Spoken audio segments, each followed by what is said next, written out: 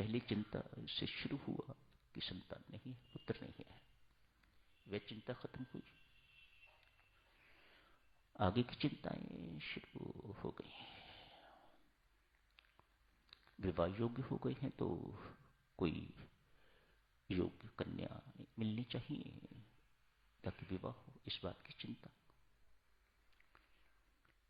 अभी विश्वामित्र अटक गए, प्रभु राम को अपने साथ ले जाना चाह रहे हैं, ये चिंता एक और खड़ी हो गई। अब किसी का जीवन भी देख लो देवी सज्जनों, चिंताओं से रहित तो नहीं है। मैं भी समझता हूं ऐसा जीवन ही क्या जिसमें संघर्ष ना हो। बहुत कुछ सिखाता है जीवन में संघर्ष। जिसका जीवन संघर्ष में है वही एक सच्चा इंसान बन सकता है। उसे संघर्ष से फायदा लेना चाहिए, सीखना चाहिए उसे। जो सीखता नहीं है तो मूर्ख है, शठ है। इस संघर्ष से सीखना चाहिए। यूं कहिएगा, परमात्मा यदि व्यक्ति ठीक ढंग से नहीं समझता तो मार मार के समझाता है। ये उसके समझाने के ढंग है। चिंता रहित जीवन भी जीवन क्या जीवन हुआ। मानो कुछ ना कुछ जीवन में होता ही रहना चाहिए। दशरथ के जीवन में भी हो रहा है। महर्षि विश्वामित्र आ गए, अभी बातचीत ही हुई है।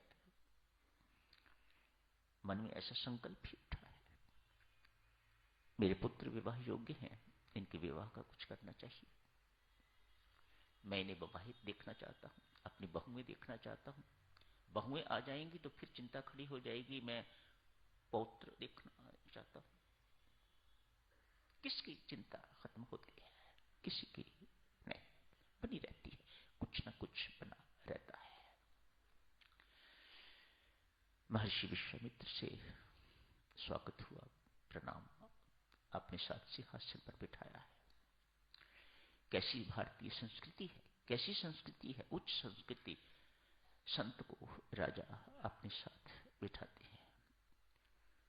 शायद राजा दशरथ साथ ना बैठे हों, उनके चरणों में बैठे हों, पाद पूजा करी है, उनकी चरणामृत लिया होगा। ये सब चीजें हमारी परंपरा के अनुसार है। आगमन का कारण पूछा, कहा सिद्धाश्रम में यज्ञ होता है, बहुत वर्षों से सिद्ध नहीं हो रहा, उस यज्ञ में सफलता नहीं मिल रही। ये मरीच, सुबाहु इत्यादि, तारका इत्यादि, ये रावण के दूत हैं, बहुत रावण के संबंधी हैं, दूत हैं, बहुत विघ्न बाधा डालते हैं। जैसे यज्ञ संपन्नता पर आता है उसमें खून डाल देते हैं, हड्डियां डाल देते हैं और यज्ञ असफल हो जाता है, खंडित हो जाता है। मुझे राम दो। महर्षि विश्वामित्र की मांग, फिर संत महात्मा ही क्या हुआ है जिसकी मांग राम ना हो। मांग तो एक ही होनी चाहिए, सबकी एक ही होनी चाहिए।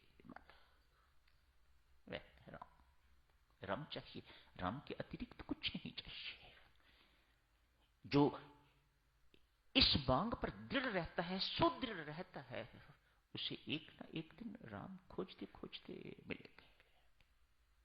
इसे और कुछ नहीं चाहिए।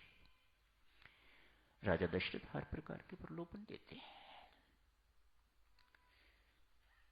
लेकिन महर्षि विश्वामित्र किसी प्रलोभन से प्रभावित, आकर्षित नहीं होते। एक ही मांग और उस पर अटल है, राम चाहिए। आपने वायदा किया था कि जो मांगोगे मैं दूंगा, मैंने मांगा है राम, मुझे राम दीजिए। ये प्रलोभन में जिंदगी में बहुत ही चुका हूं, मैं इन सबको छोड़ चुका हूं। दशरथ को याद दिलाते हैं।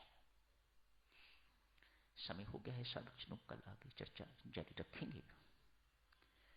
जो प्रलोभन में फंसता नहीं वह आगे बढ़ता है।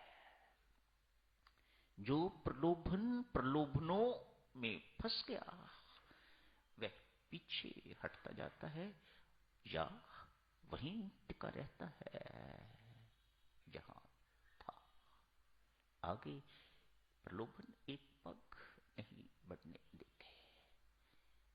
विश्वामित्र एक एक प्रलोभन को ठोकर मार रहे हैं, और ठोकर मार रहे हैं तो फिर राम को पाके रहेंगे। महर्षि विश्वामित्र आगे आगे और राम पीछे पीछे, ऐसों के पीछे पीछे नंगे पांव राम चलते हैं, दौड़ते हैं, जिन्हें संसारिक प्रलोभन आकर्षित नहीं करते, जो संसारिक प्रलोभनों में मोह ममता के जाल में नहीं फंसते, उनके पीछे पीछे चलते हैं ना। महर्षि विश्वामित्र आगे आगे चलेंगे, राम लक्ष्मण पीछे पीछे इनके चलेंगे। तो यही समाप्त करने की इजाजत दीजिएगा, कल जारी रखेंगे आगे चर्चा। धन्यवाद।